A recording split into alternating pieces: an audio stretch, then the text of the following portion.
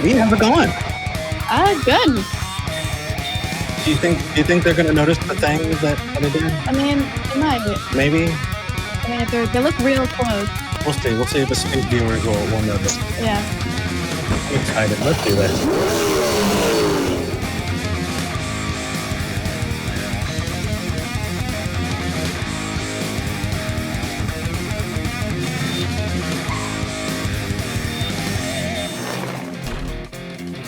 Hello and welcome to Talk Heathen! Today is October 4th, 2020. It is season 4, episode 40. I'm Eric Murphy. I'm Vi La Bianca. Hey, V, how's it going? Hi, good. You look good. Thanks. I like it. Yeah. Got bored. Bored. It's one of those things. Quarantine does strange things to one's hair. Yeah. Well, we had a flat iron and we're like, you know what? Why not? So this is what it is for. Yeah, we'll see what people think. But how was your week? My week was good. My week was long and full of allergies because something in Texas hates me very much. I'm sorry. Yeah, it is what it is. I do want to clarify something. I made a mistake last week. Yes, you did. I do want to address that right off the bat. It was pretty heinous. It was pretty bad, and I think I should just come forward and say footballs are not made of pigskin anymore. So...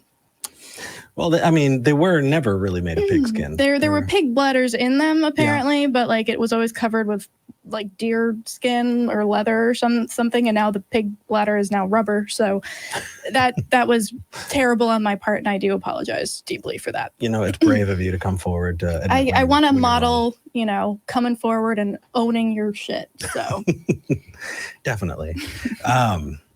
Well, with that said, we've got a couple regular announcements. Talk Heathen is a product of the atheist community of Austin. If you like what we do and you want to support us, please consider going to patreon.com/talkheathen-to-me. That's patreon.com/talkheathen-to-me. We actually have the Patreon up on the screen for us, and I am ready to refresh it and thank our top 5 patrons. So if you'd like to hear your name read today, consider going to patreon.com/talkheathen-to-me. And there's another way to support us, actually. Yeah, it's actually very exciting. YouTube apparently changed the requirements for who can put up a donation. Yes. So it used to be that if you wanted to do a fundraiser, you needed to have over 100,000 subscribers, and they changed it to 40,000. So if people want to contribute to the fundraiser for the atheist community of Austin, because it's a nonprofit, 100% goes to the ACA. Yeah. Which is really, really awesome because, for those shows and those programs that are not part of a nonprofit, YouTube usually takes like half almost. And so that's a pretty big deal. So if you want to support us and don't want to go on Patreon, you can always donate right through the YouTube fundraiser. So cheers to that. And thank you to our crew and our amazing producer. Yeah, for setting that up. Exactly. With that said, I've got a couple other things, but I think I can intersperse it throughout the show. Okay. So I think it's planning time. ahead. I like it. Right? Every once in a while. So let's go forward and talk to Jonathan in Arizona. Jonathan, you're live with Eric and V. What would you like to talk about today? Hey, guys. Hey. So last night I was actually watching an episode on my way home. Well, listening to it. I was driving. And it's a question, I've heard asked. I've asked it myself, dozens of times. The question is, could you be wrong? Like when we're talking about does God exist, does God not exist, right? Sure. And I had a lot of I was getting really deeply involved into that question because on the surface it sounds very basic. Like, yes, I could be wrong. No, I couldn't be wrong. But then I started to really think about it.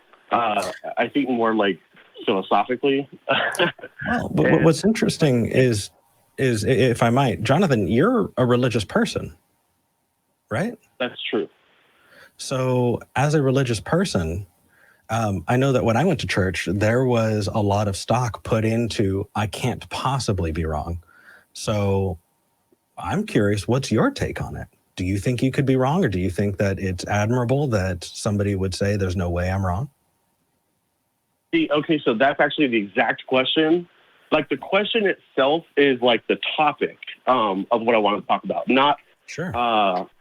Not like so much like my own personal, could I be wrong? Like, let me explain it this way, the way I thought about it last night. So if you were to ask me, could I be convinced that there is no God? I think yes, I could be convinced of that. Or maybe that's not even the best way to put it. Could I be convinced that I'm wrong about whatever my religious beliefs are? It's probably a better way to put it. Yes, I believe that I could be. But the question, being pedantic, could you be wrong? Like that simple question, could you be wrong? I don't know if we could rationally justify a conclusion to say yes or no. Just like the same if I ask you, could you be wrong about God's non-existence? I don't think we could rationally justify either conclusion, because if we look at it from I'm going to explain why. And like, I wanted you guys' perspective on this. That's why I called. Yeah. So in reality right now, God either exists or does not exist. Like, we both agree on that, right? Right. That's excluded middle, right? So the statement is X God exists, and the other side of it is not X God exists. Right. And that statement alone, we could easily say, yes, I agree with that.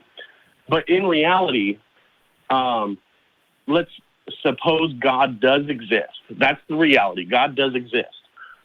Okay. I could not say I can be wrong about that, because the reality of the situation is I could not be wrong about that. Why? If God does not, because in reality, God would exist under that premise. Okay. So let's actually, there's a differentiation there that I think will help. And that is that there are two statements that are being made. One of them is a knowledge statement. It's an epistemic statement. And that is, in your case, it would be, I believe God exists, right? But that itself is not a knowledge statement. That's a belief statement. Well, if so God does exist. Well, hold on. What you believe is what you accept to be true, right? Knowledge, if you want to talk about justification, then what you're going to wind up getting into, and it sounds like what you got to, is you could accidentally be right about something, right? Yeah. And so is that warranted? And here's the thing, that's the problem that I have with the JTB structure for knowledge, right? So the definition that knowledge is justified true belief, you hit the nail on the head, and that is that you could feel like you're justified, and it could accidentally be true, and you believe it, but you didn't actually get there for the right reasons, potentially, or right. Essentially, it's Mint's coffee pot example from last week. Yeah, and so so where we want to go with it is we don't actually have access to the T part, the true part for JTB, but you do have your justification and the belief, accepting that it's true. And so the way that you would convince us regularly is to show us that there's sufficient evidence to warrant accepting it as true. And then we can evaluate that evidence and determine whether or not we're convinced. Right. And what you said is exactly right. Not having the T part, that's the crucial part, the truth. What is the actual truth in reality? And since I don't believe that we can know that. That's why I say I don't think we can rationally conclude one way or the other. Yes, God does exist. No, God does not exist. Well, so actually, the way that it was stated, it can. And the way that it was stated is, could you be wrong? And so being wrong is not a negative statement. It's just a question about the affirmative statement. So let's say I make the statement, have you heard the gumball analogy? I'm sure you have. Oh, yeah. Yeah. Okay. So the statement, if V says that the number of gumballs in the jar is even, and I ask V, could you be wrong? Am I saying that it's odd? No. I am asking V if they have sufficient evidence to justify saying or accepting that it's even. So you're not actually... I understand that. Yeah. But if V says that gumballs are an even number, right? And she's not sure herself, but she is saying it is even. if the reality of the situation is they are, in fact, even after you count them, or even without counting them, she cannot be wrong about that. It's literally impossible for her to be wrong about that. Just to throw this out there. Yeah, we're good. It's they, them, not she, her, but we get your point. No worries. Yeah. So the point here is there are two questions being asked, right? The first question is your assessment of reality correct?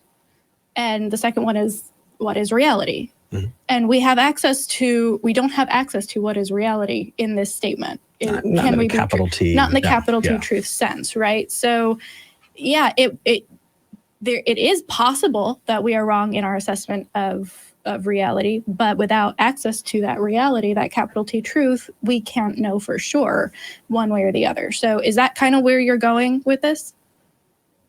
No, not really. Although I agree with absolutely everything that you both just said, but that's not where I'm going with it. I think if anything, I just think it's a ill-formed question to say, could you be wrong? I think it's a better question phrase would be, should you be convinced that you're wrong?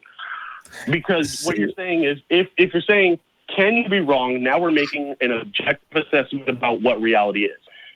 And if God exists, and I right now believe God exists, I cannot be wrong. Like, literally, I cannot be wrong. So hold on. What we're doing is we're sliding back and forth between two types of questions again. Yeah. And there's and we're gonna make them distinct here. There's the ontological statement, and then there's the epistemic statement. And so the ontological statement has to do with the capital T truth, right? What is?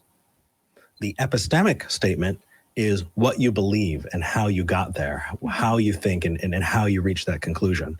And so you could be wrong in an epistemic way, yes.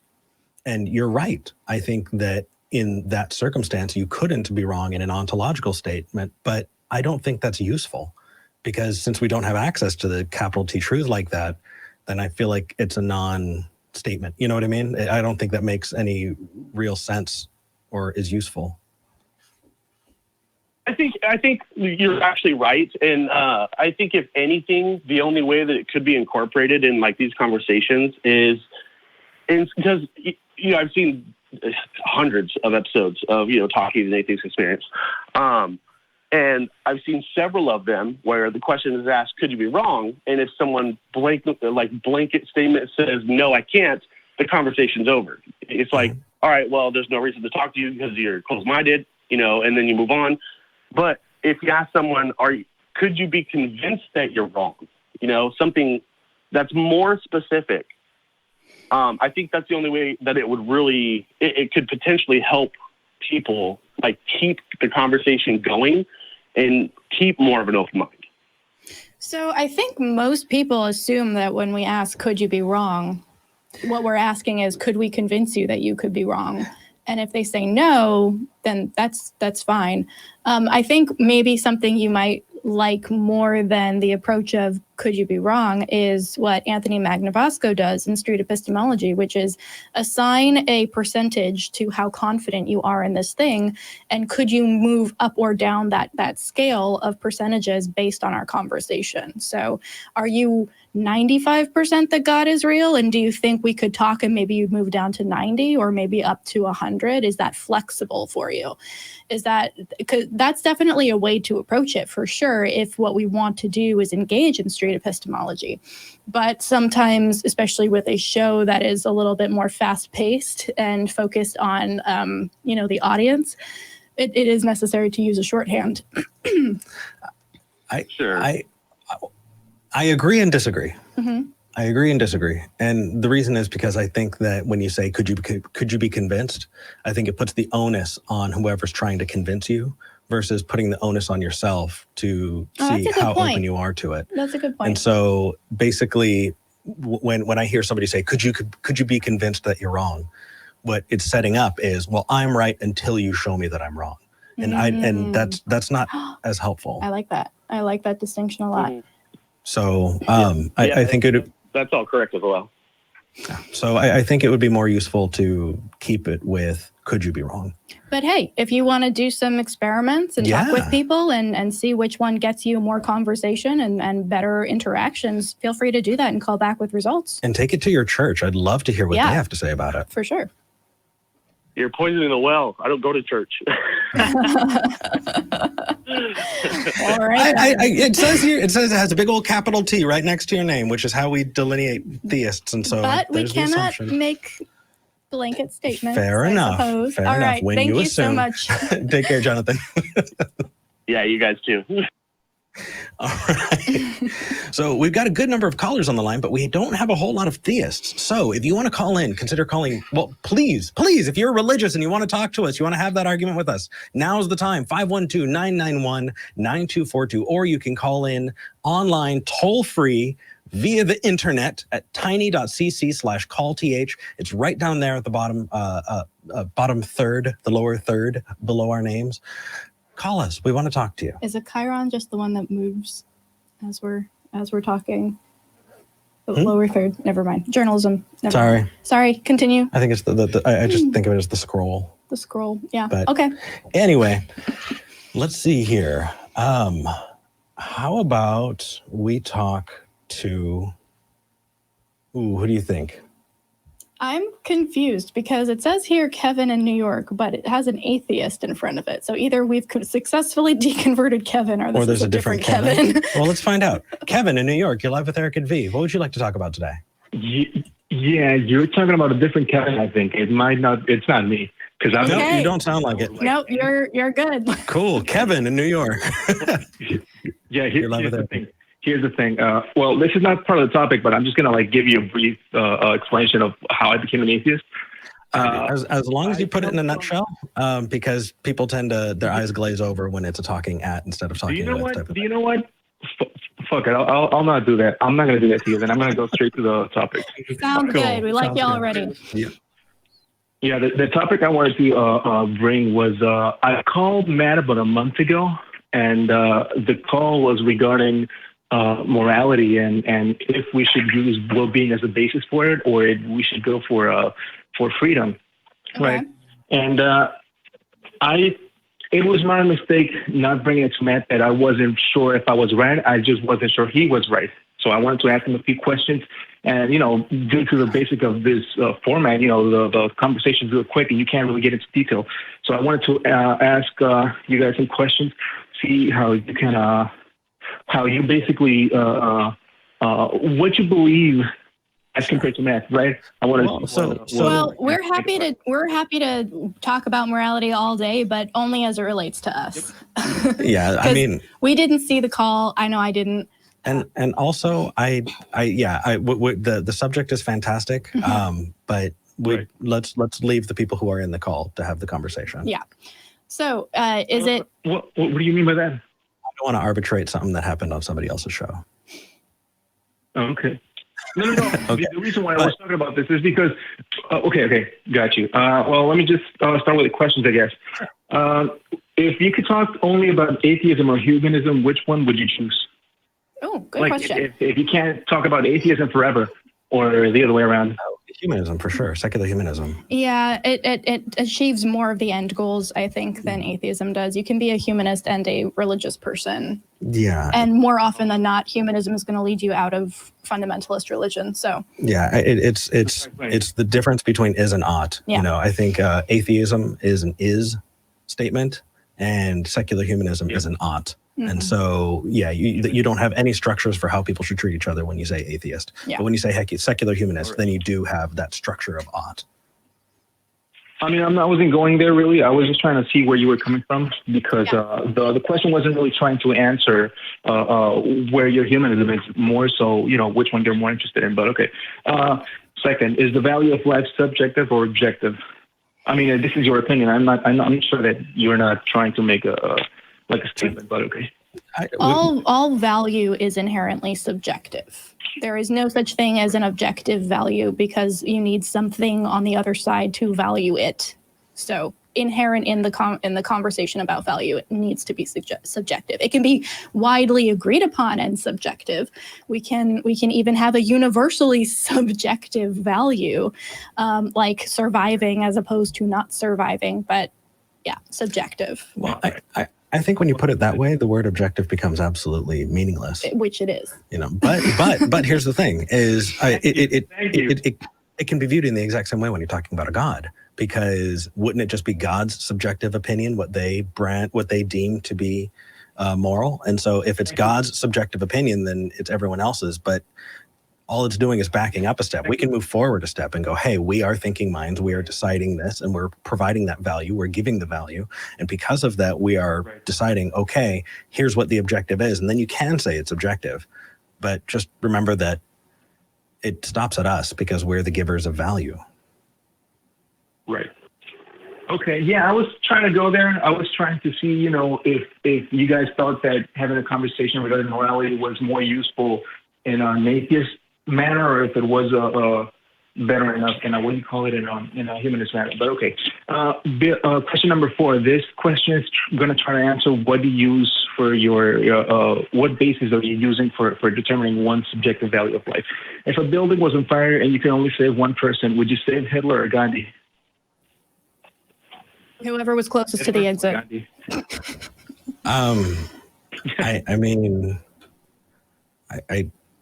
Wait, what? Say that one more time. If the building's on fire and you could only save one person, who would you pick? One person. Would you save Hitler, Adolf Hitler, or Gandhi, Mahatma Gandhi? I would probably pick Gandhi. Yeah. Okay. I'm just trying to get you guys to be honest. I'm not trying to get you to. There is no right answer, basically. Right. Yeah. Well, I don't know. Yeah, that's the thing is we're making evaluations based on the evidence we have at hand, and we understand in Gandhi's life, while he did a lot of really creepy crap, he also did a lot of good, or at least less bad than Hitler. One thing, you don't have to try and get us to be honest. We're gonna honestly answer your questions regardless of what they are. We're just trying to figure out where you're going with this. So maybe let's move ahead. Okay. I think I'm going somewhere. I can't say that I am for sure, but I think I'm going somewhere. We are the sum of our ideas. Do you lean more towards agree or disagree? Agree. I just say it a little differently. We are the sum of the stories we tell ourselves about ourselves. Because if you say you are your ideas, then if you say you are your ideas, then that whole distinction of the person and the idea no longer makes sense. Right. So I can respect a person, but not respect an idea. And I have almost completely different ideas than I did when I was 18. So I'm not a different person. I'm sorry. Can you do the same the opposite direction? Like, can I respect the idea and not the person? Yeah, absolutely. Yeah, absolutely. There are plenty of people who've espoused the same things as I espouse, who believe in the same things that I do and have the same ought statements that I do. And I could have a very bad relationship with them, or, But right. Yeah, let's do one more and then we'll move on to the next call. Yeah. Oh, okay. Shit. I got like 5 more. Okay. Let's see. Pick your best. Which one is gonna be more useful for me?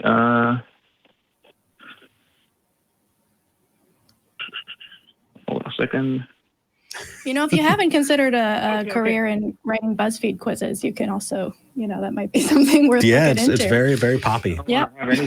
I don't want to have anything to do with those guys. I'm my own individual, and those guys are a group. You're opposed to underage baptism. Would it be fair to assume that you're also opposed to being born into a society rather than choosing to join it at a reasonable age?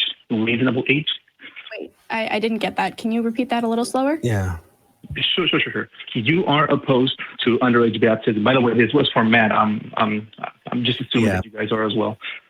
I have no opinion whatsoever on child baptism. I think it's, if you want to splash water on a kid, it's not going to do anything. I'm looking at it from the perspective of the kid himself. Like when he grows up, will he be like, damn, I could have been a Muslim, or, you guys made turn me into a Christian and I'm now going to hell.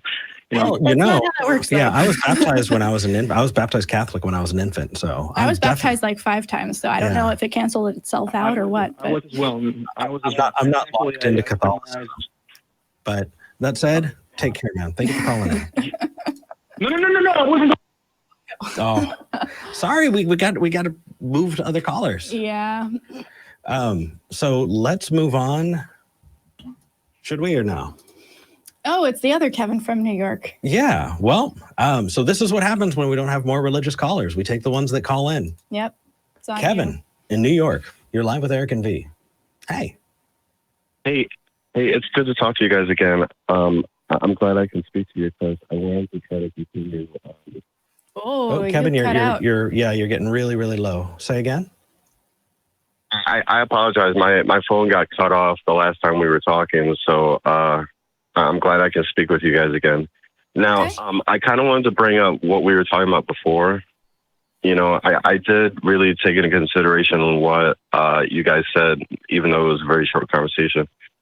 But the reason why I was bringing up mathematics and law, like for when I was talking to the call screener, is because I think that we can use those tools to come to a closer understanding of what God is or what God is like. Now, I'm very interested in hearing that. He said math. I know. Okay. well, yeah, I really took into consideration what you were saying last time, that math is just a tool. But that's why I like to use very simplistic math as an example, because I think that it's concrete. Like, for example, there's only one V, one Eric. Well, Now, actually, so here's the thing: is the one V, one Eric. One is being used to describe the number of V's and the number of Erics. If you want to get into a function, like what math does, then it's not so much the numbers as it is the functions: addition, subtraction, multiplication, division, so on and so on. Yes.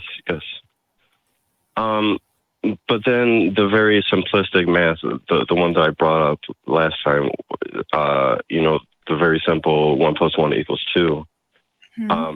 Because of our intelligence, we can then ask the question, well, when did 1 + 1 first equal 2? And when will 1 + 1 ever stop equaling 2? That doesn't make sense. Why do we need to know that? Well, and also it sounds like a silly question. Actually, what it's doing is it's treating an adjective like a noun, right? You built a table. When did you build the table? Well, it was not a table a month ago, and it's a table now. So sometime in that last month, we can talk about building that table. But when you're talking about adjectives, you're talking about, things that are used to describe. And so when you're saying, when did this description word start being itself, that just doesn't make sense. When did wetness start being wetness?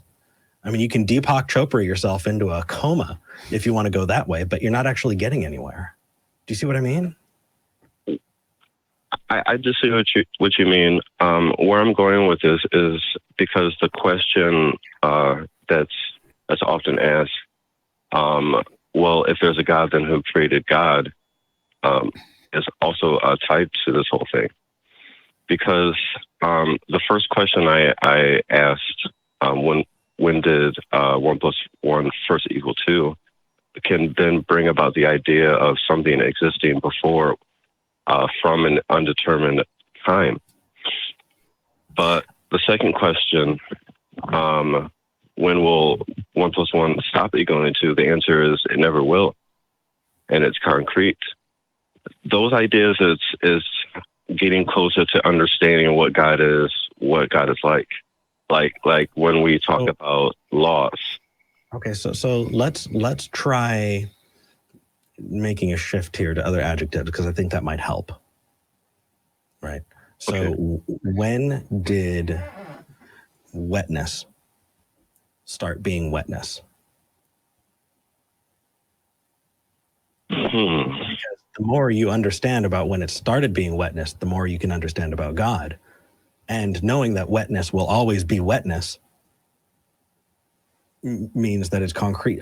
Do you see what I mean? But what you're doing is I don't agree with the concept of concrete as being eternal. Like, those are different things. Like, there are negative numbers. Those are not concrete. Those are abstract. well, all numbers are abstract. Well, yeah, but like if we're going by, we're only talking about numbers that actually describe real things here, like 1 + 1, like 1 molecule plus 1 molecule equals 2 molecules. Cool. But like, Yeah. we're actually skirting around a larger issue by simplifying it to that extent, because there are things in math that are abstract and don't actually exist in the real world. Yep, just a pure math. Right. So concrete is a word that I'm having a problem with here. Yeah. Well, Math's like a game. something. You can play that game in ways that affect the world, and you can play that game in ways that don't affect the world. You know, you can say 1 + 1 = 2, and that's great if you're talking about money, if you're talking about molecules or things that are counted in this real world. But if you say 1 Daffy Duck plus 1 Daffy Duck equals 2 Daffy Ducks, that does not mean that there are any Daffy Ducks that exist in this world. You're just using adjectives and treating them like nouns. And I think the problem is we live in a society, we live in a language that takes adjectives and treats them as nouns linguistically. Mm-hmm. And because of that, we've gotten into that habit. But that doesn't mean that we should. And it doesn't mean that adjectives, descriptors, are themselves things. They're not. It's just used to describe a thing. Hopefully this will be taken as tied to the whole conversation, because I'm trying to keep my eye on the ball. As long as you're listening this is actively why and we're talking to each other, that's fine. Okay. Well, this is why I think the concept of laws in respect to the general public, how it should be implemented on the general public, how everybody should view laws, is that, well, once they're placed on the society, laws can't be taken as, I interpret this, and so that's the way it is. You know what I mean? That's not accurate at all. The whole reason we have a justice system is because laws require interpretation on a regular basis as new information comes to light. Also, math is not law. Math is a description of the universe. Yeah. Laws. What I'm trying to say is that someone can't take law into their own hands. You know what I mean? And so that's where we can get the idea that there's something outside of people laying down the laws. No, it's just people. This is a what is a term for, I'm blanking, when you flip the words and you're like using a word in two different ways and you're trying to prove that they're the same thing. Equivocation fallacy. There we go. Yeah. So this is an equivocation fallacy right here, where you are using law in two different ways and then equating them and saying that they're the same. So man-made laws, humankind making laws, is completely different from the laws of logic, the laws of mathematics. It sounds the same because we're using the same word. I think that's a bad thing on our part. It's descriptive. Logic is descriptive. The scientific method is descriptive. Math is descriptive. It's not prescriptive like the human-made laws. So you can't say, well, because people make these laws, then something must have made these laws. We're using the same word to mean two completely different things. And I understand why it's confusing. I agree, and I'm not crazy about the fact that we use these words to mean different things, because it does lead to this conclusion. Mm-hmm. And honestly, I think that that's probably the point. I think probably when we were deciding what to call science and logic, we're like, oh, well, there's a lawgiver, so here, these are the laws. But that's not what we're finding. So I see where you're coming from, but they mean different things. They're not the same thing. Yeah. If it helps, just think about a doctor prescribing a thing, right? So as a judge, as a lawmaker, you're going, okay, I want to live in a world where people aren't stealing from each other, all the time. Cool. So we're going to prescribe this law to society. You cannot steal. If you steal, there will be repercussions. That's a prescription. That's not describing something immutable about the universe. Yeah.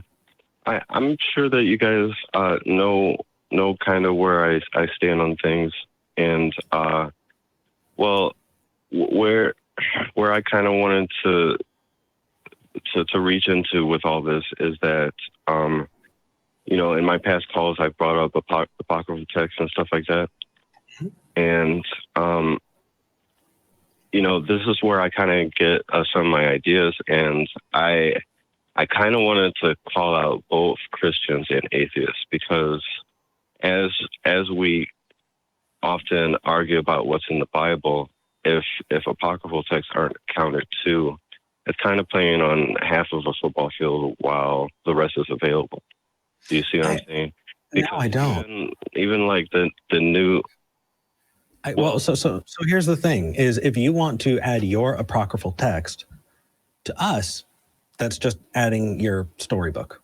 And so if you want to add your storybook to our understanding about the world and say that it's true, then anyone else who wants to bring their storybook along is allowed to. So if you want to include apocryphal texts in your holy book, then you need to make room for not only every other religion that has their own apocryphal texts, but any ones that I decide to make up along the way too.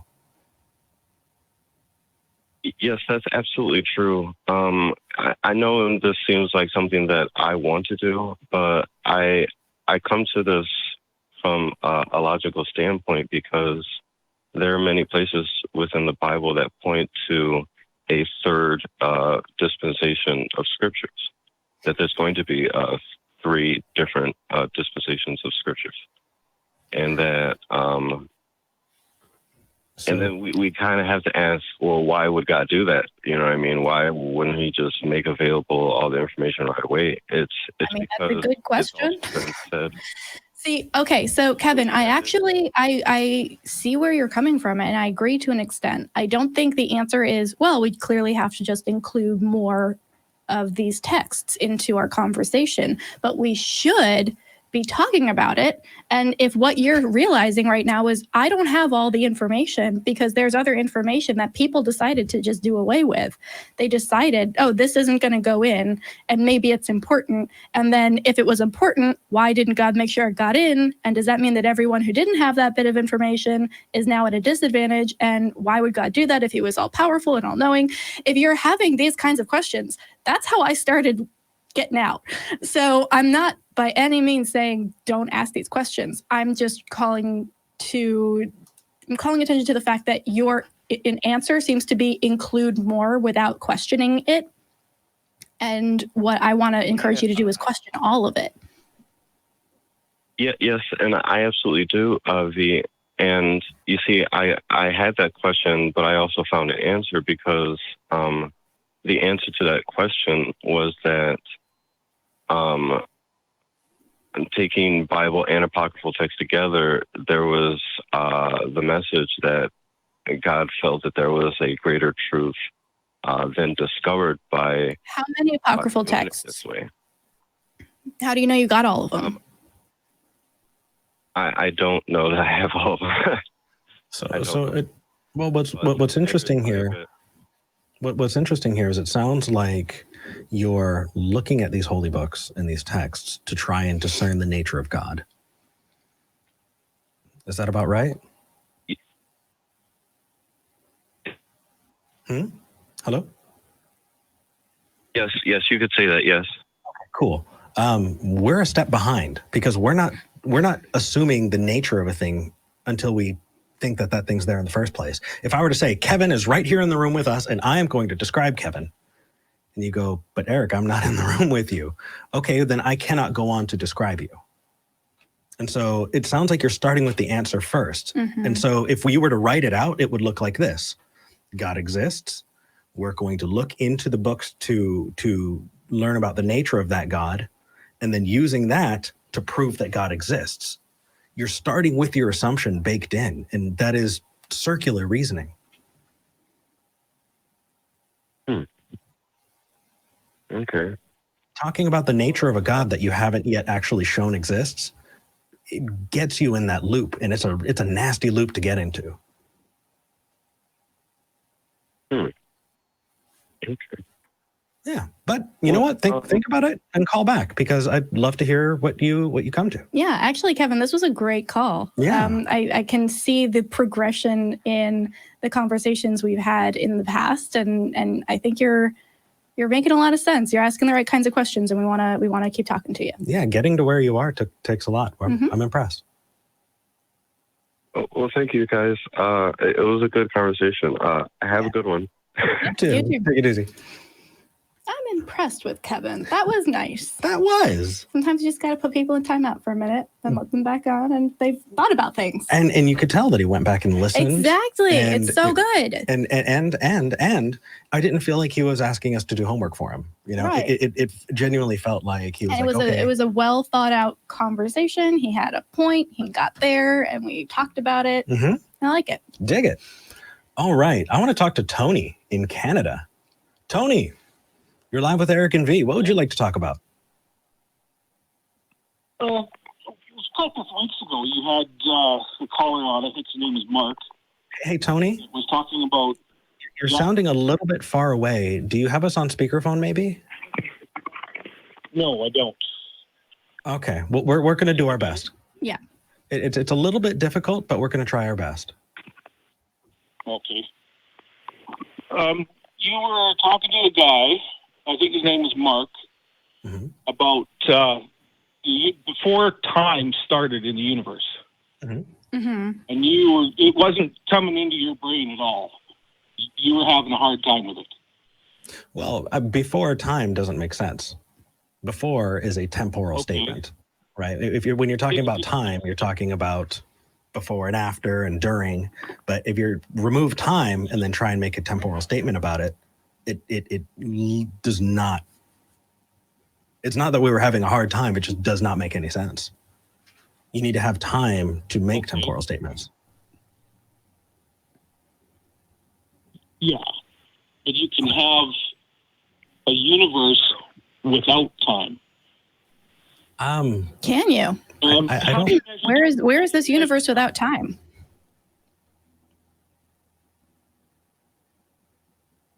How do you measure time? Or how do you get time? You measure it, right? Something that can't be measured Oh, there he is. exists. Yeah, you got louder for a second. Which Something is nice. that can't be measured doesn't exist. Right? No. Do you agree with that? No, Why? not necessarily. Well, functionally, sure. If we're talking again, Yeah, epistemically or ontologically, if we can't measure it, we can't say for sure we know it exists, but we can't rule out completely that it doesn't. The time to accept it is when there's evidence for it. Right. But we can't make clear this does not exist because we can't measure it yet. Yet being the key word there. Yeah. So there's a really good example. Have you heard of phlogiston? No. Okay, phlogiston was a property that a lot of people a long time ago really, really thought was a thing. They thought that it was some kind of chemical, some kind of property in everything. And phlogiston is what causes things to burn. And so something that was burned was dephlogenated. And so the assumption was phlogiston exists, we just don't yet have the tools to measure it. And that was something that a lot of people took forward. Also the idea of ether. Mm-hmm. Well, comes humor. Yeah, there's. Yeah, and so you probably have a hard time counting the things that encompasses. Well, but it's not. Well, the interesting thing though is it's the approach that was the problem, because they approached it as assuming a thing was true before there was evidence to show, and because of that, I think that the better approach is to hold off on those statements until there's evidence to support it. Right. That way we don't wind up going into some kind of weird path, which we went with, phlogiston and with the humors. Right. It took a really weird route. Right. So, okay, what are we getting at here? Yeah. If we believe the physicists and the universe started as this small object that was so dense that nothing moved in it, not even an electron around a proton or whatever happens molecularly, if nothing moved,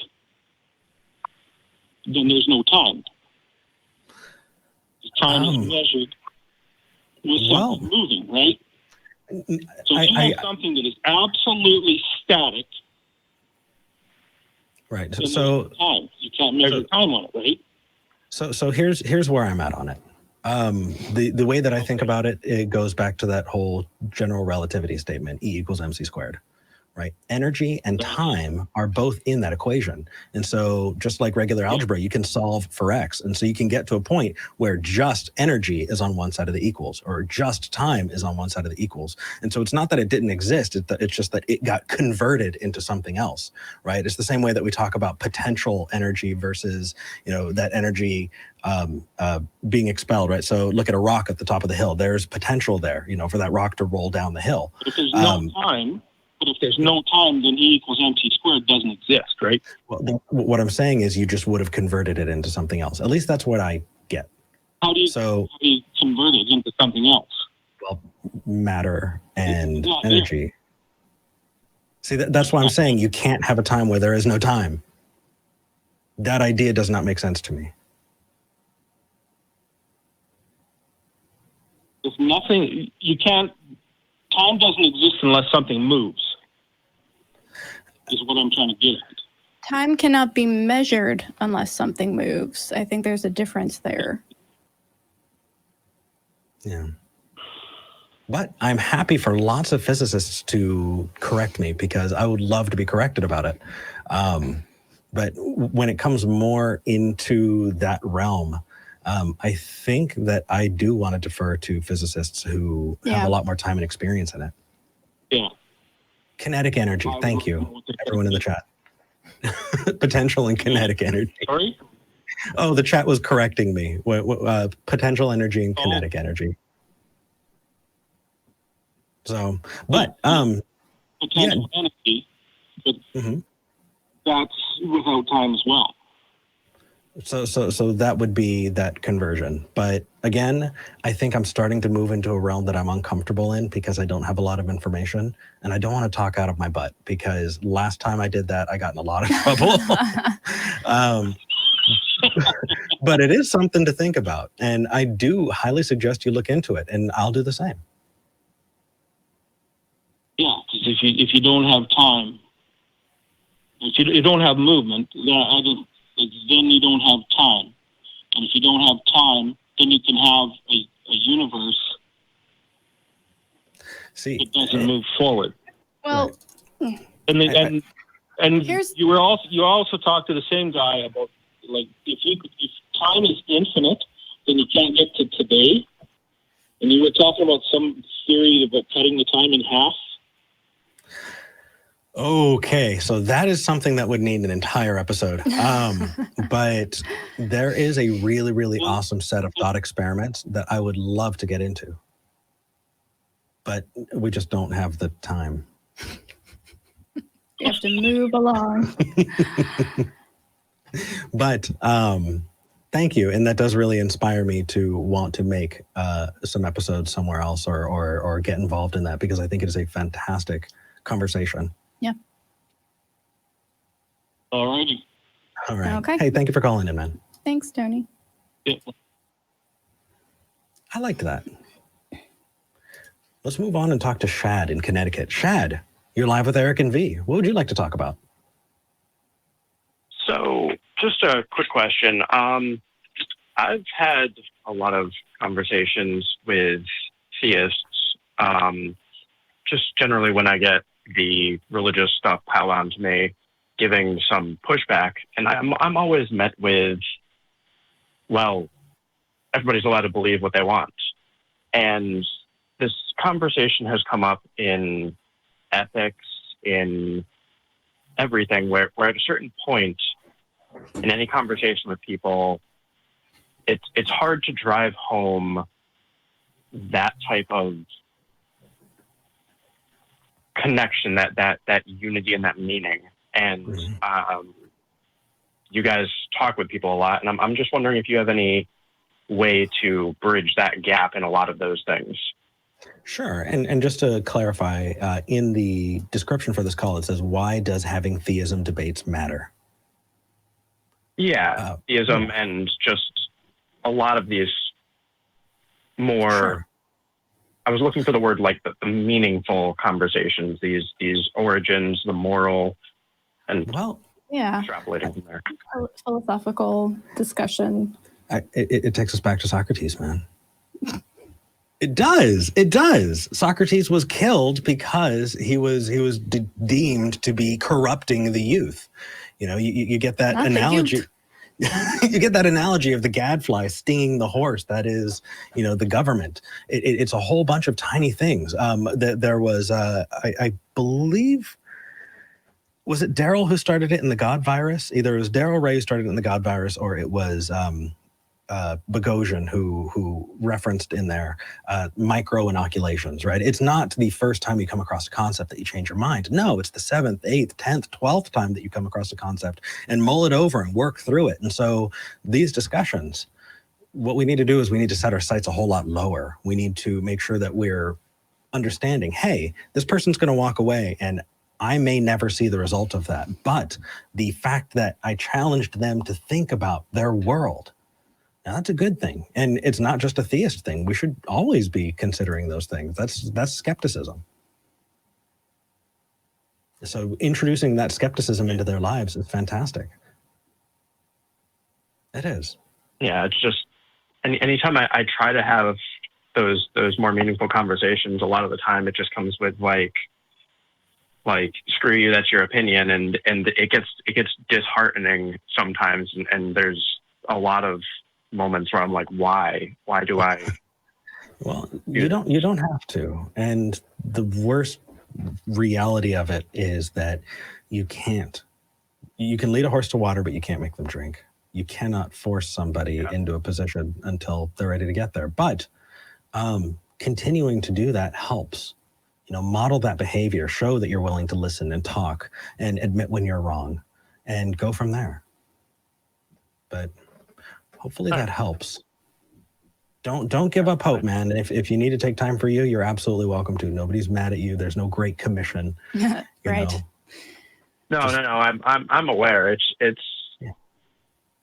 more over the internal debate of whether to keep my head down and or to speak up for what I care about and end up getting a bit heated at the end of the day, but and not the person I'm talking to, because obviously their beliefs come through their life experiences and who they are. But sometimes there's an internal just amount of frustration at not being able to get people who don't want to care to care about morality and all of that. So yeah. And you can't put that on yourself, because if somebody doesn't want to care, they're not going to. And a lot of the time, the thing that makes someone care about something is being affected by it personally. We're looking at, you know, the COVID crisis. People are anti-maskers until somebody they know and love gets sick, or they get sick, and then all of a sudden they understand that, oh wait, this is a real thing and I have to care about it. Or if somebody that they love comes out as gay or bi or trans, that will move them sometimes into a position of realizing why it's important to have these conversations and why it's important to care. But you cannot do that for them. That is a decision they have to make. So you can be a resource, and you can be someone that they know they can come to talk to if they have questions or are starting to think about things that make them uncomfortable. All that said, though, certainly don't put that on you. That is not something that you can control, and is certainly not a measurement of whether or not you did the right thing in the moment. Mm-hmm. With that said, I think this is a good way, a good tie-in to the next call. So I think we're going to scoot on. But Shad, thank you for calling in. Absolutely. Have yourselves a wonderful day, guys. You too. Take care. We may want to start slowing down a little bit. We don't have many callers left. Oh, true enough. Well, I'm sure that if there are one or two more religious callers that want to call in, we can take them. We've got some room, you guys. Yeah, and also we can thank the patrons. It's about that time. It is. So let's do that really quick. I just refreshed it, and so our top 5 patrons this week are Eric Tweet, who came in actually this morning, I believe, and increased their pledge, and so they are our number 1 patron. Ooh, is someone telling you need to tweet more? Ouch. Maybe. Desert Heathen, Bethany P, Jay Friedman, and Ward Knipling. Thank you so much. It's your support that makes this keep going. And it's not just you, it's everybody who's helping support Talk Heathen. There are lots of ways to do it. Patreon.com/Talk Heathen to me is a great way, kind of a set it and forget it type of thing. If you want to support us, but you don't like Patreon, totally understood. Now you can donate to the fundraiser on YouTube and the ACA will get 100% of it. Yep. So thank you. Thank you for your support. All right. You ready? Yeah, let's do it. Let's talk to Alphonse in New Zealand. Alphonse, you're live with Eric and V. What would you like to talk about? Hi, am I audible? Hi. That's the first question I have to ask. Oh, that's okay. It says in the notes, ex-Buddhist fundamentalist, and you want to talk about post-conversion PTSD. Oh yes, and I think that and the definition of atheism as well. I mean, there were originally 3 questions, but I think the third one you've already answered it very beautifully and very concisely. Hello? Alphonse? Oh, no. Oh, no. Did we drop? We may have lost. Story. So you can. Oh, there you are. Go ahead. There you are. We Hello? lost you for a minute there. Yeah, you're back. Okay, so let me tell you a bit about myself. I'm originally from Thailand, so Thai is my first language, and so English is my second language. So it's if I, I'm really excited at the moment, and No worries. Take your time. I'm getting ready. It's okay, and we can help you. So usually we want to dive as quickly as we can into that back and forth conversation that we can have with each other. But you said you had 2 other questions. I'm glad that we were able to answer one of them in the last call. Which one did you want to ask first? Yep, cool. Yeah. It's the definition of atheism.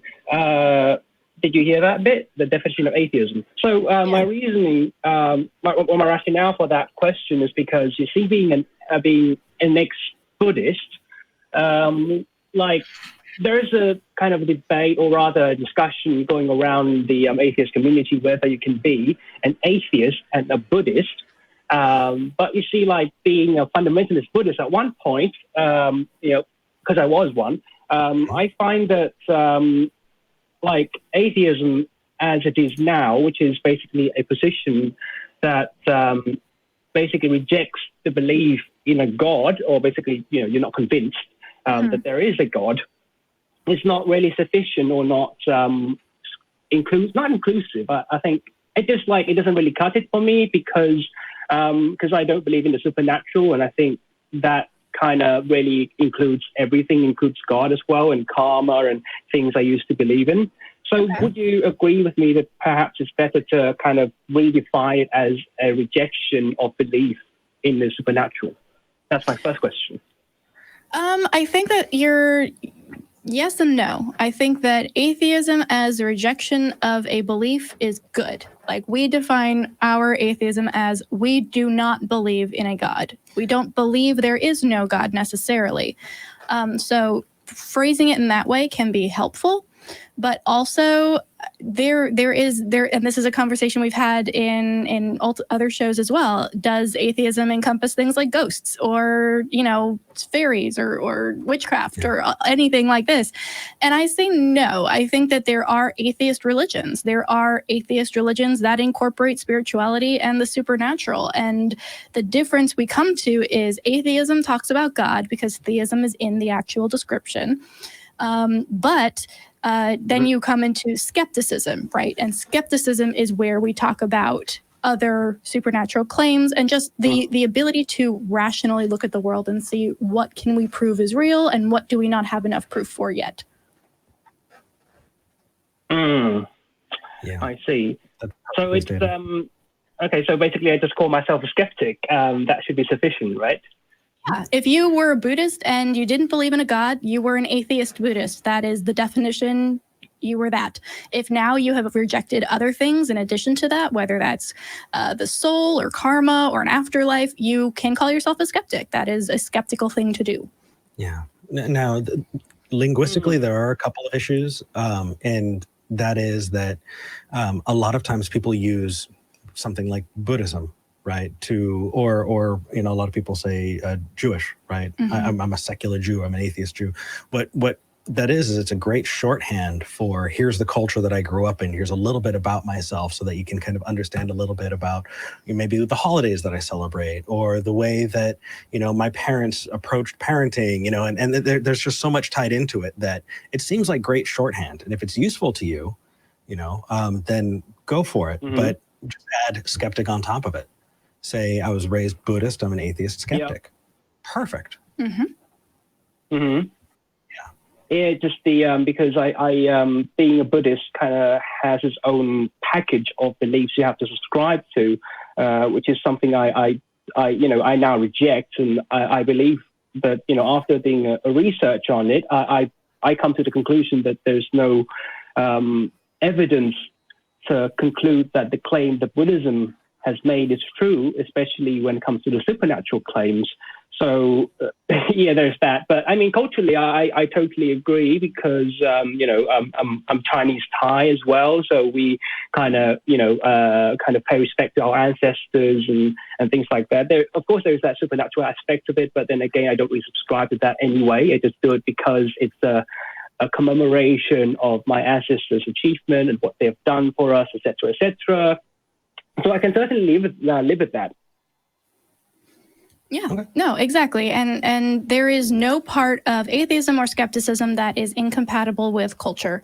You can be a skeptic and an atheist in any culture, and that you shouldn't feel like you need to choose between your culture and your heritage and being an atheist or a skeptic. Nobody is saying you have to conform to any weird non-culture in order to be like a true skeptic. If you want to continue to practice some of these rituals and have these conversations and all of this, that is absolutely fine, and you can continue to do that while also maintaining skepticism.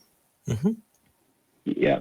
Okay, so it's the next one is the post-conversion PTSD. Okay, and we'll make that our last. As strongly. Okay. It definitely going to be the last one, because I used to believe in hell and heaven thanks to Buddhism, and I believe it so strongly that I nearly got myself killed thanks to all that beliefs, and now I don't believe anymore. But it's just that you see, like when I'm engaging a debate or a discussion with a believer, I tend to basically bring out the sutras that I memorized from my, manage to recall, but sometimes not entirely. So I have to open the sutras and stuff like that. When I go through it, it just I have this kind of voice in my head, kind of like, what if I'm wrong? What if I'm wrong? I'll go to hell. I'll be reborn as an animal to be slaughtered, or like a hungry ghost, or whatever. So I just want to know, how both of you kind of have overcome that, or are you still struggling with it, or just want you guys to share your techniques and experience on that regard. It would be great. Yeah. And this is something that we've had conversations with people quite a bit, because this is one of the biggest hurdles that people have to overcome, and it is this sense of stress and trauma, right? When you're talking about going, being, whether it's going to hell or being reborn in a body that is somehow lesser than yours, whether that's an animal or, in some beliefs it's, we come back, it's a woman. But I think that it is a thing that needs to take time. You're going to need to allow yourself some time to process this. This is not something that is, you're not failing in any way, right? This is not something where, well, come on, just buck up and deal with it. You don't believe it anymore, so clearly you can just throw it out, right? No, that's not how that works. Your brain has been wired to think in these patterns. And you need to be able to give yourself the time and the space and the therapy, if you've got it, to start undoing those thought processes. Mm-hmm. And there's a whole lot that you can have in common with a lot of ex-Christians who still have a belief in hell, right? Who still might say, hey, I took all of these things and I totally understand, but I also still have this idea, these ideas about sex and monogamy, or these ideas about, if I sleep with too many people, then I have, some kind of lesser value, right? All of those things are internalized bits that get brought in from religion that you got to work through. But just know that you're not alone. It does take time. Sometimes it can take a lifetime, and that's okay too. I know that when I was moving out of things, and I've talked to a lot of other people who, when they're going through that trauma, you sit there and you ask yourself, gosh, I know I got to get over this, but it feels like it's been so long. What's wrong with me? How come everybody else is moving forward so much faster? But the thing is, there are some people who spend... When you say that, like... Sorry. I was going to say, when you say that, like, maybe you perceive them as, as like in that light, maybe in reality they are still struggling with it in their own time, like with themselves alone, and they don't really share it with anyone. Because lots of people would say the same thing about me, being so self-assured, and me being an extrovert. I'm very outgoing and kind of look very confident, but inside I'm like, there is this moment when I'm very introspective and I think about these things, and I would have this kind of dread, and it's and you see, like, listening to this show and like kind of getting to hear different people of different faiths, or rather, like, atheists on different strands kind of sharing their experience helps, right? About deconversion. It's very helpful indeed. I feel like, it's not just me, and I think that me being an ex-Buddhist, kind of sharing this experience would perhaps help someone out there as well. Like, I mean, you're not alone. Exactly. I honestly, it's the entire reason why. It's such a big reason why I felt that it's important to talk about these things the way we do. It's the same reason why I want to talk about my depression, and anxiety. It's the same reason why I want to talk about, or let people know that, I've been a victim of sexual assault, right? You're not alone. For those people who are watching, you're not alone, and it's okay. And we're still working to make our lives the best we can. But it's just, it's destigmatizing. But I do want to make sure that we have time for other callers. This was really nice to talk to you, and I'm glad that you're getting use out of this. I'm glad that you're watching the show. Thank you. And I love you guys, Vi and Eric. I'm a big fan, and thank you for taking my call. And all right, have a good one. You too. Take it easy, man. All right. Bye-bye. Let's move on and talk to Derek in the UK. Derek. Let's see if I can get Derek here. Yeah. Derek in the UK, you're live with Eric and Vi. What would you like to talk about? It's nice to talk to you, by the way. I've been watching you for months, and good. It's really good too. But you're very articulated, you two, and my oratory skills are terrible, so you'll have to bear with me. You're good. No worries. You're good. What's up? I'm a bit nervous too, because this is the first time I've gone public. But anyway, the question is, ghosts are real, and that is why I'm an atheist. It sounds counterproductive, doesn't it? Not necessarily. Actually, it doesn't sound counterproductive. Earlier on in this episode, we talked about how there's a difference between atheism and skepticism. Do you think that you're a skeptic? I'm an atheist. If I'm a skeptic, same thing. Actually, very different. Yeah. Yeah, actually, those things are very different.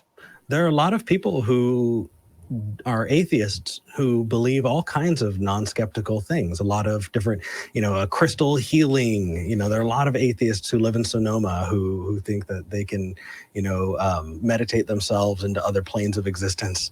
All of those chakra things, those can be taken on by atheists. Yeah, I agree with you. I think we'll get down to the ghost story, because I know you haven't got much time. Let me tell you what happened. I'm 87 years old, and this happened in 1966. My wife and I had retired to bed. My two sons, which were aged 4 and 6, were in the back bedroom, fast asleep. Their door was left ajar, and our bedroom door was left ajar so that we could hear them if they were disturbed in the night. Mm-hmm. My wife and I got into bed and were just about to turn the light off when we heard my children get out of bed and start making their way towards our bedroom. They came across the landing, and in playful mood, my wife and I covered our heads with the sheet. Okay, Derek, just want to make sure that we're putting this in a nutshell. That way, we can still engage with you. Go ahead. Did you hear all that? We did. So you're trying to give us a ghost story, right? Yes, it's a real ghost story. Okay, I believe that you believe that. I don't think it was. Sorry? I believe that you believe that. So you think that ghosts exist, is that correct? No, you haven't let me finish. Let me finish, and then you'll understand where I'm coming from. Well, even if I believe that everything you say you are completely convinced of, right? Even if I granted you anything in your story that has to do with ghosts that you are fully convinced of it, here's my problem. My problem is that memory can be funky, especially when it's something as far long off as what you had. Did you know that more people have reported going to Woodstock than went? Like, there are way more people who say I've been to Woodstock than the entire amount of people who went, right? And I don't think they're lying. I think that that's just how memory works. So I guess the question is, I want to know, Derek, how did you understand what a ghost is? What is a ghost? How can I find a ghost? You know, what do they act like? What are they made of? I don't believe ghosts exist, Eric.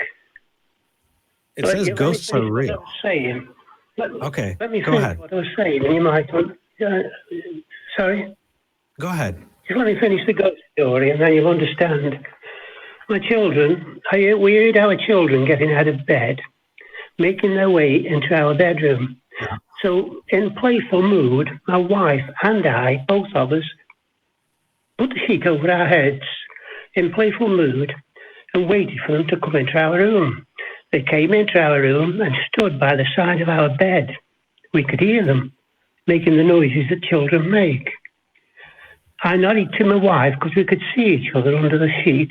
Derek, get on with it, please. We pulled the sheet away from our... Sorry? Okay. It's okay. Get on with it. We pulled the sheet away from our face, and there was no one in the room. Now, we both experienced that. Mm-hmm. But they weren't ghosts. They were my children. My children weren't dead. If we hadn't heard them getting out of bed, we might have been thinking they were ghosts. Do you understand? Okay. Yeah, I do. And that is okay. So just to be clear, the point of your story is that you could convince yourself that you experienced something that does not correlate with reality. But my wife and I both experienced it together. Okay, that's okay. That happens. Would we both? Sorry? Mm-hmm. No, so there are a ton of possible explanations. Here's the thing. A lot of people don't understand in skepticism when we say, well, here's another possible explanation. That doesn't mean I'm trying to tell you I went into the past and I'm telling you what happened.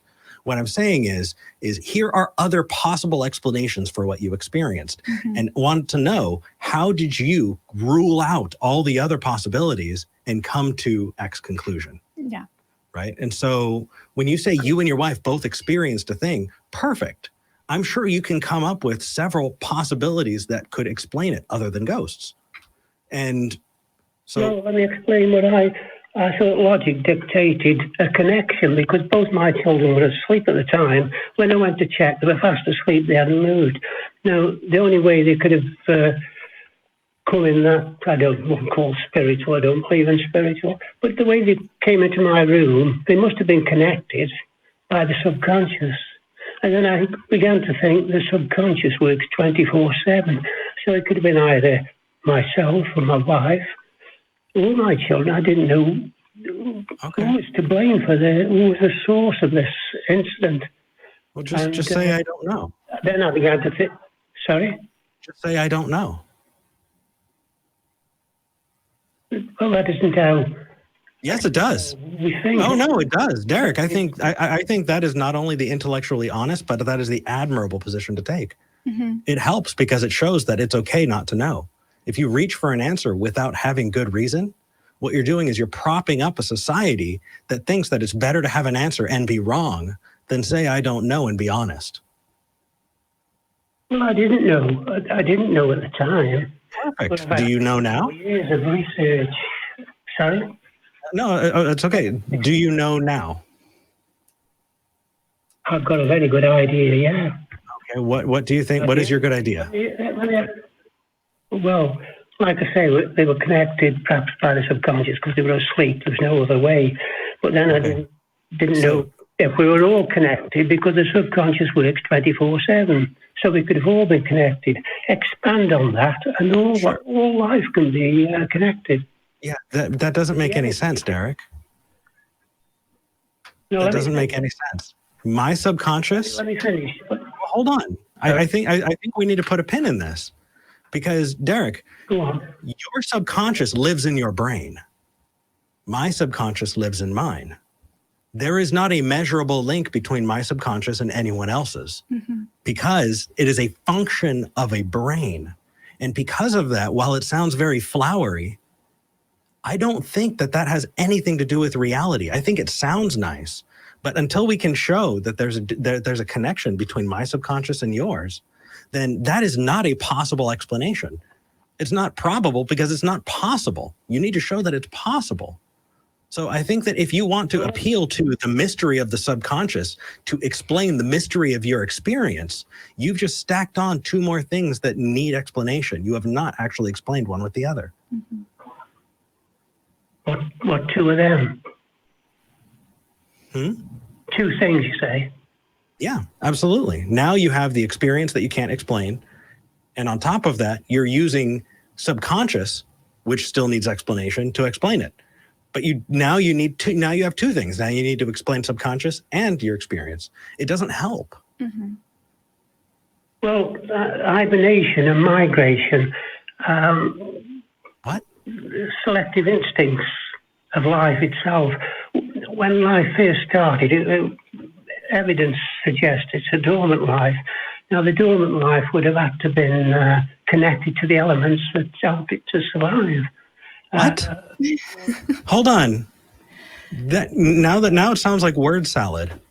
We're going to go for just a bit more because we have a couple more callers we want to talk to. But you're saying your subconscious is dormant and is connected with the elements. Now you've added dormancy and non-dormancy. Yeah. Can a subconscious be dormant? And then on top of that, what the hell are the elements? Now you've added more and more stuff that needs explanation. Stop appealing to things that need an explanation to explain things you're just stacking it. Get back to the story. The story is that you experienced something, you and your wife both experienced something that you can't explain, correct? Yeah. Cool. Now, why two children? Why was it two children? Why did they both walk that night? So they must have been connected, mustn't they? No. See, Derek. Let's talk for a minute about those evolutionary instincts that we have. One of those instincts is the desire to find correlation between things and to find reasons for things, because it helped us survive, and it still does. That's the reason we have science, is because we have the instinct to say, ooh, we need to figure out why this happened. Well, what could cause it? And then we go looking, and that's a good instinct to have. But by itself, it doesn't really help us very much if we don't have a place to go with it. So I understand that that your instinct, your desire here is to find a reason why it was two kids and why you guys saw these two kids and, how it could happen. Those are all good things to want to know. But sometimes we come up against that wall where it's just, we can't figure it out. We don't know. We don't need an answer every time. Right. And sometimes the best answer we can give is, I don't have an answer, because it's the honest thing to say. And on top of that, I just want to build on that. And that is, so I forget his first name, but Skinner, he was a psychologist. And what he did is these different experiments on the way thinking happens, the way it occurs. And so just a quick example, he had pigeons, right? And randomly would distribute food to the pigeons. But the pigeons didn't know why the food was coming in. And so because of that, they became superstitious. Mm-hmm. And so you'd have birds doing really weird things like spinning around 3 times and then pecking the floor because that's what they were doing last time and they got food. It's the same reason why people wear their lucky socks or have, a lucky something else, right? They're trying to do exactly as V said. They're pattern-seeking machines. It's what we do. Yeah. You need to show that there's a that there's a causal link, and you're assuming that there is. Now, I would say until you can show there's a causal link, then no, don't assume that there is. Just let me put something to you. We have to think. That's how science works. The total energy of a system, which includes the sum of kinetic energies, is proportional to its potential energy function. So an energy system has to have a limit. Is that correct? This ensures that the balancing nature is always serving its purpose, like any other energy system. If evolution was a one energy system, instead of all these different pockets of energy, which we put apples and oranges, a diversity of life. Derek, evolution is not an energy system. That's apples and oranges. We don't know that. Actually, we do.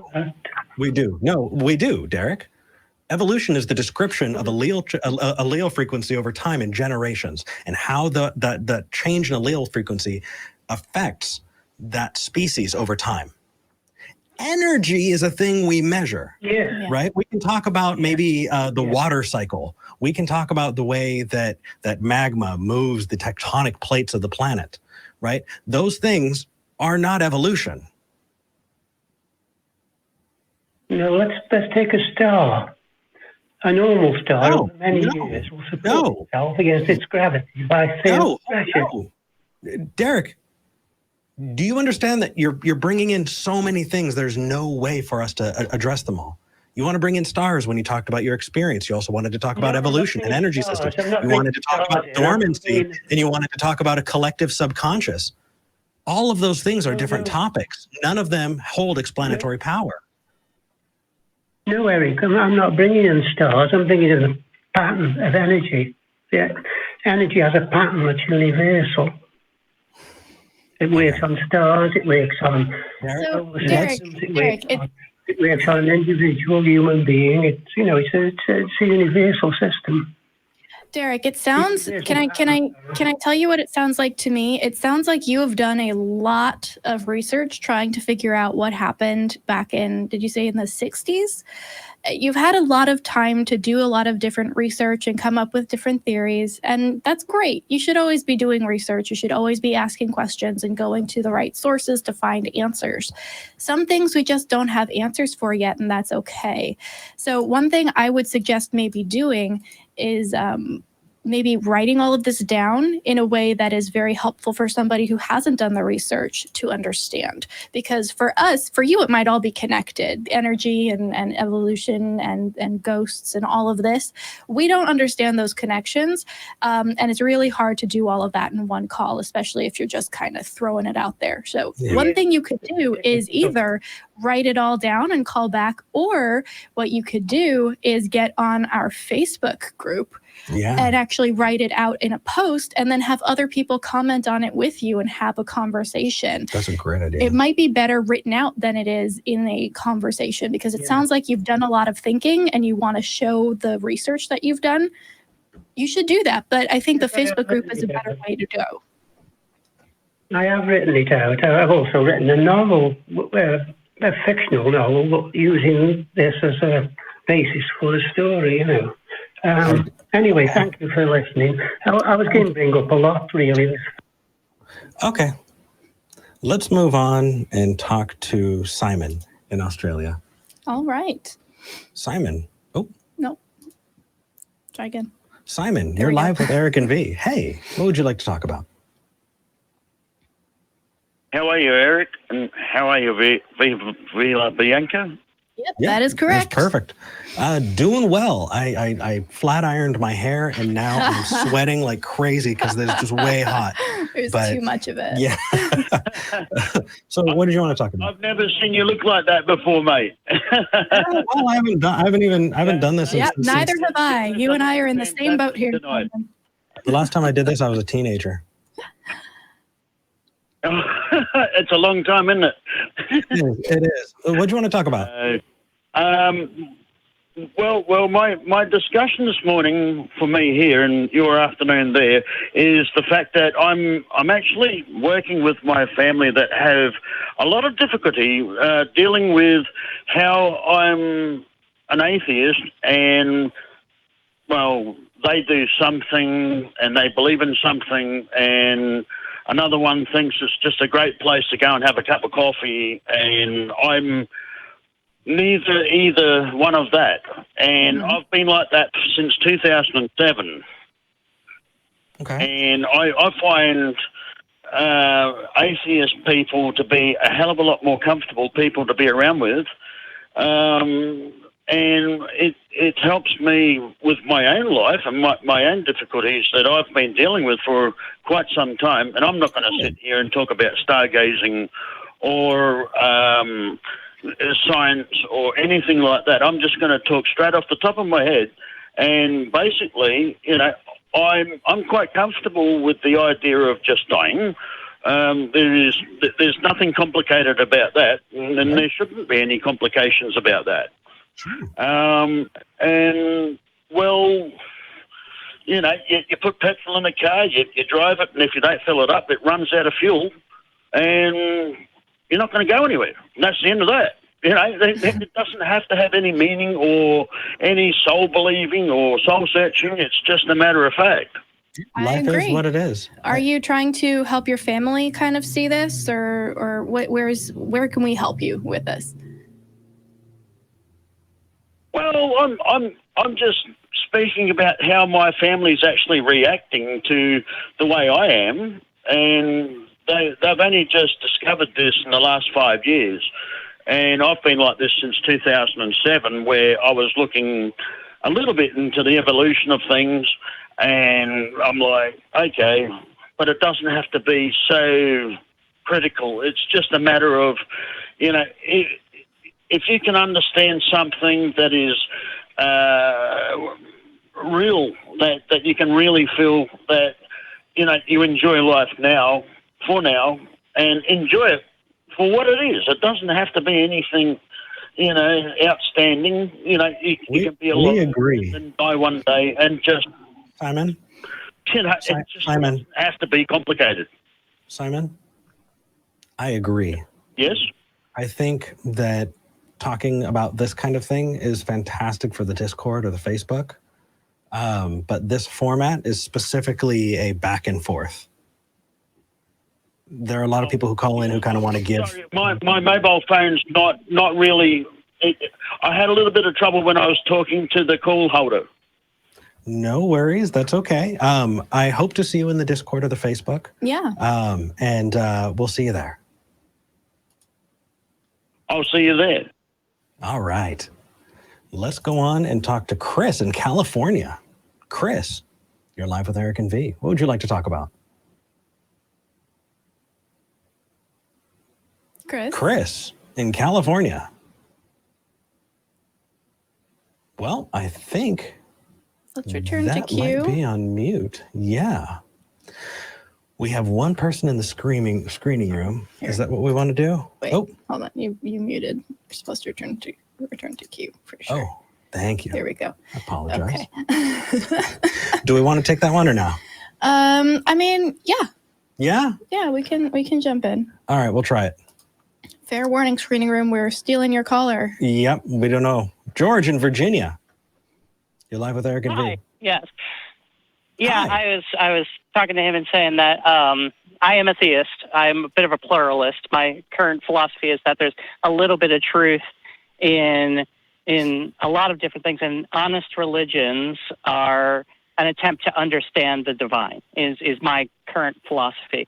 But I was telling him part of my problem is some of the apologist arguments are so bad that it makes me question that. And so it's an awkward question for a group of atheists, but suggestions for how to deal with that? I say follow your gut with that one. And also, here's my little spiel here. You can become an atheist for good reasons, and you can become an atheist for bad reasons. And I'm not saying you're going to, but if this is the direction we go with this conversation, I want to make sure that you're becoming an atheist or questioning your beliefs in general for good reasons. And someone giving you a bad argument for a thing does not actually make that thing false. So I agree. Apologists are terrible at explaining their position to people who don't share it. That's why I think that most apologists are actually here for other believers in their particular religion. It gives the believers something to latch onto and think about. But as soon as you put them up against somebody who doesn't share a lot of their presuppositions, everything kind of starts to fall apart, which is why people like William Lane Craig begin every argument with the premise, if God exists, then my argument makes sense. Well, sure, but like that's the whole point is the if God exists part. So on the one hand, yes, I agree. You should follow your gut 100%, but also never let somebody misrepresenting or giving a bad argument for a thing be the reason you don't believe in the thing. Do your own research, come up with actual evidence against it, actual holes in that thought process or that claim. And that is good reason. Somebody being a bad apologist is by itself not enough for me to say that I can dismiss a claim. Certainly it helps when you're like, I don't believe God exists. I'm going to go to all of the apologists that people point me to as having the answer and listen to all of them. And none of them have anything for me. Okay, that's a good backup for my position, but by itself is not enough. Yeah, right. I definitely would just add in there, finding them and approaching it, fantastic as far as that's concerned. The idea, this is my team, this is your team, and this is making my team look bad. Definitely a really bad approach. It sounds like you're starting to move away from that. It sounds like you're starting to move towards, well, I'm actually redefining things, right? It sounds like you said honest religions are seeking to explain the divine. Is that right? Yeah, I mean, that's my current philosophy, and it actually has been for some time, because there's truths that you can find in a lot of different things. Well, and so here's the thing. I had a similar view at one time. Yeah, me too. And ultimately what got me out of it was this.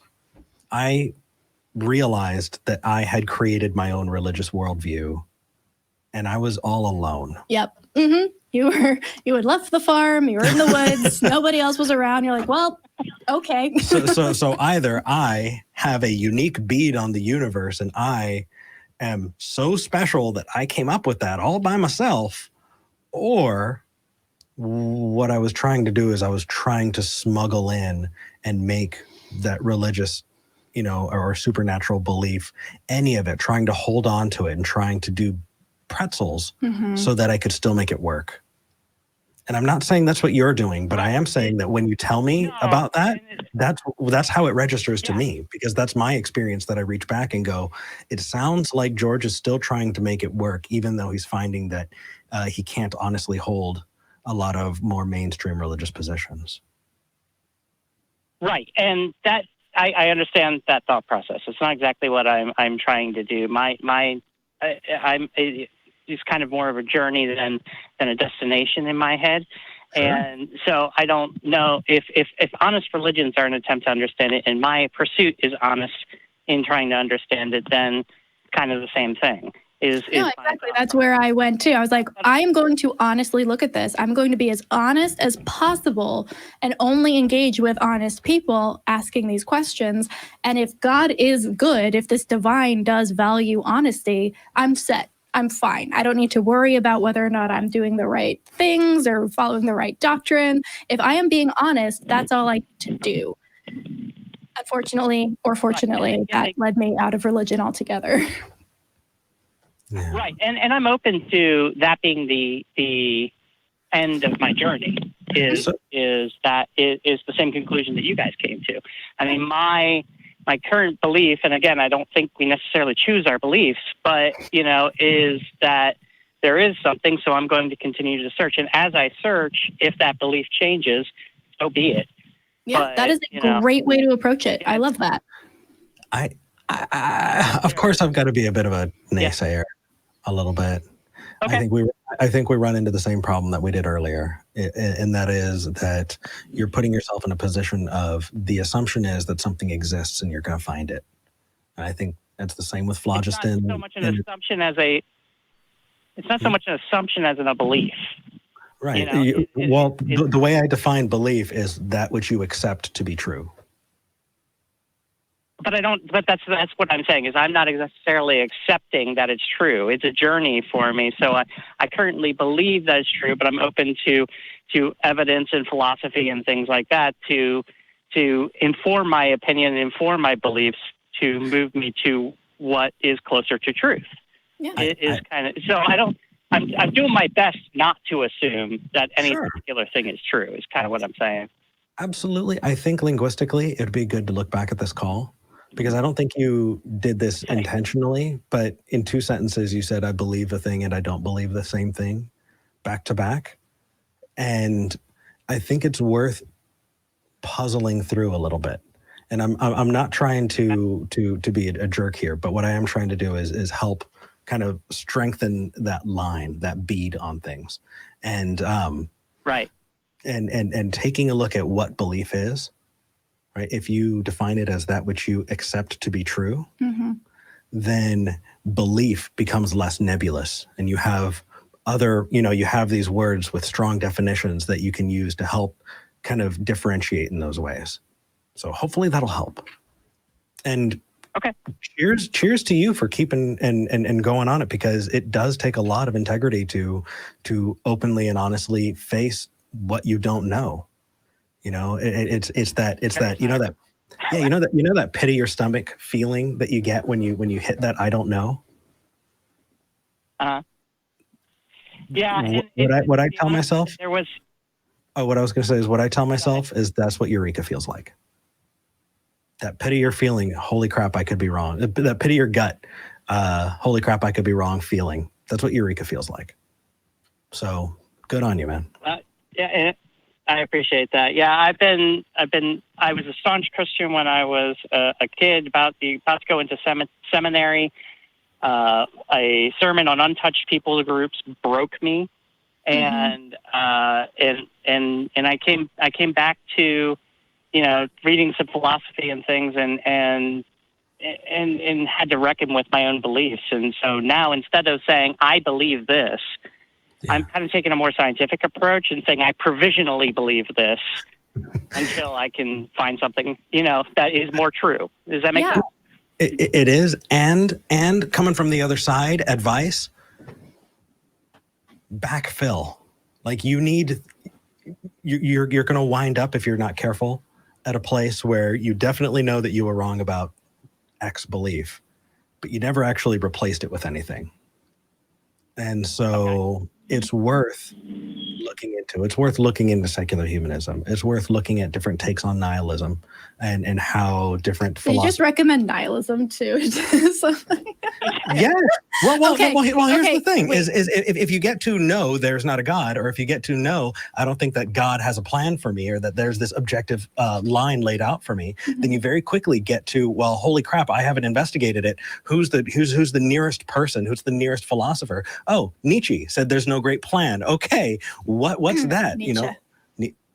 Thank you. But the extension of Nietzsche is there's no great plan and thus nothing matters, and I think I disagree with that philosophy, because it doesn't matter if there's no great plan, things still matter, and we still have an effect on the world, and it has a world on an effect on us. So, I mean, it sounds like you have a thing you're replacing it with. I love that, George. George, honestly, like, your process going to a sermon that just absolutely breaks you, and then you're like, okay, I need to come at this from a different perspective and start looking at things. And now where you are now, being like, I'm going to be honest about it. I'm going to do the research. I'm going to open myself up to all these different possibilities. You are literally describing my journey step for step, and it's very, very exciting to hear. And if I could go back and tell myself one thing, it's enjoy it. It's fun. It can be tough sometimes. It can be emotionally exhausting. But I look back at that year where I started really delving in and asking these questions and finding answers I didn't know existed to questions I hadn't thought about. It was the most intellectually stimulating year of my life. And I kind of miss it sometimes because you only get to do that once. So as you're moving through, as you're doing this research, as you're finding what works and what doesn't, and what is honest and what is not, just kind of take it in, enjoy it. This is where you need to be right now. You don't need to be anywhere else. Do the thing you need to do and call us back when you come up with some conclusions you want to talk about. Cheers. And yeah, Thank you. Yeah, I figure if I go through this and I come up with a better philosophy for how to live my life, that's not a bad thing. So. That is not at all. Not awesome. at all. Take care, man. Thank you for calling in. Yeah. All right. Thank you. Bye. I felt like I had a piece of advice, but it sounds like he was way ahead. And that's excellent. That's excellent. He's definitely in a better spot. So that's good. Yeah. Okay. So really quick, it is just all over the chat. This is my hair. I am not wearing a wig. Can we move over and take a look at the crew, please? This is our amazing, incredible crew. We could not do this without you. Thank you all so much for joining, for making this happen. They were here before we got here, and they're going to be here way after we're gone, putting out the podcast, making sure everything is good and uploaded, doing notes and clipping the episode and making thumbnails for things to go out throughout the week. Yeah. We could not do this without you guys. Thank you. From the bottom of our hearts, thank you. I love this. I look forward to this every week. Vi, I look forward to coming in and doing this with you. This is fantastic. So we didn't do love rings last week. We need to this time. So let's do some love rings. You ready? 1, 2, 3. There you go. All right. So whether you believe it or not, turns out that the president got COVID. Mm-hmm. Mm-hmm. And so did Kellyanne Conway and a whole bunch of others. And it's still happening. It's still happening.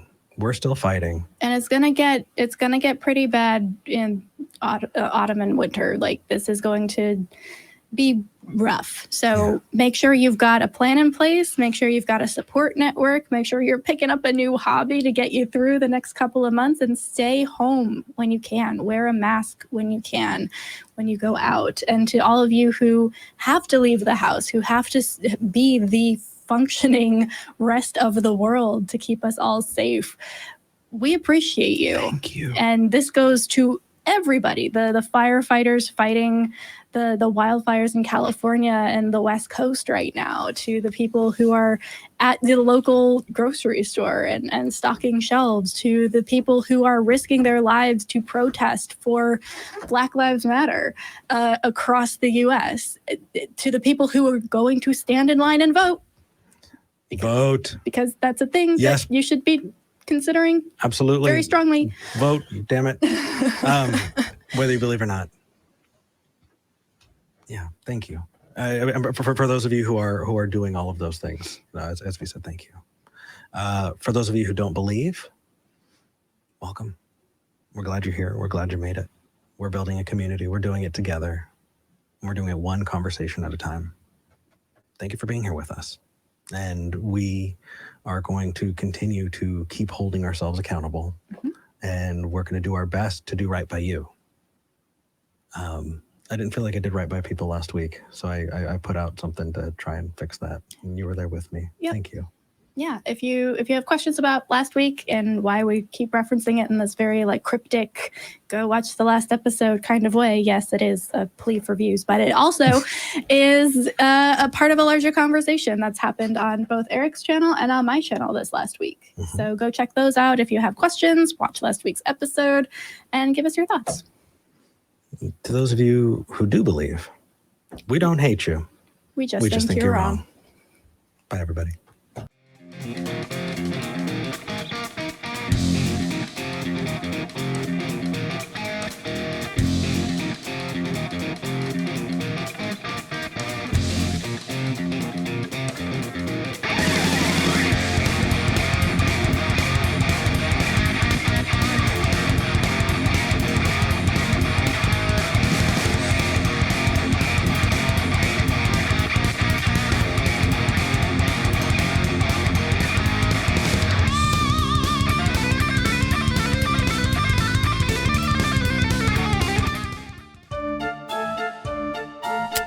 What are we doing, man?